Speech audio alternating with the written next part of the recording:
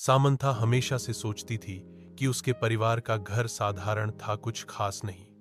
एक शांत पड़ोस में स्थित यह एक आरामदायक 2 मंजिला घर था, जिसमें एक सफेद पिकेट बाड़ और एक अच्छी तरह से बनाए रखा बगीचा था।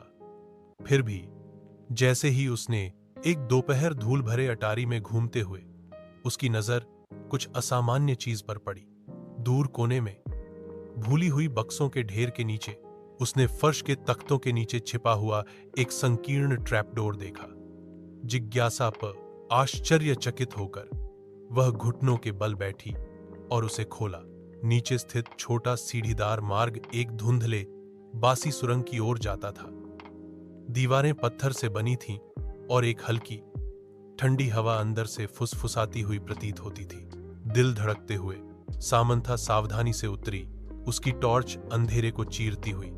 सुरंग उसकी अपेक्षा से कहीं अधिक लंबी खिंची हुई थी, पृथ्वी के नीचे मुड़ती और घूमती हुई। वह हिल नहीं सकी। उसे यह एहसास हुआ कि वह अतिक्रमण कर रही थी, कि कुछ उसका इंतजार कर रहा था। लगभग अनंत काल के बाद सुरंग आखिरकार एक छिपे हुए कमरे में खुल गई। दीवारें पुरानी किताबों की अलमारियों से भरी थीं, अजीब चमड़े से बंधी हुई किताबों से भरा हुआ। कमरे के केंद्र में एक पुरानी डेस्क धूल भरे कागजात और पत्रिकाओं से घिरी हुई थी। जैसे ही सामंथा दस्तावेजों को पढ़ रही थी, उसके हाथ कांप रहे थे।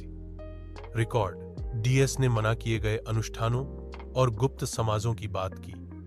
उसके परिवार का नाम बार बार उल्लेख किया गया। जितना अधिक उसने पढ़ा, उतना ही उसे एहसास हुआ कि उसके परिवार का इतिहास गहरे रहस्यों से जुड़ा हुआ था। रहस्य डीएस दफन रहने के लिए था।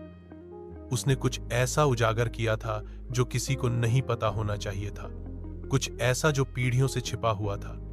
जैसे ही खोज का भार उस पर पड़ा, उसने सबसे हल्की आवाज सुनी। उसके पीछे से आवाज आई, एक फुसफुसाहट, धीमी और ठंडी। वह अकेली नहीं थी।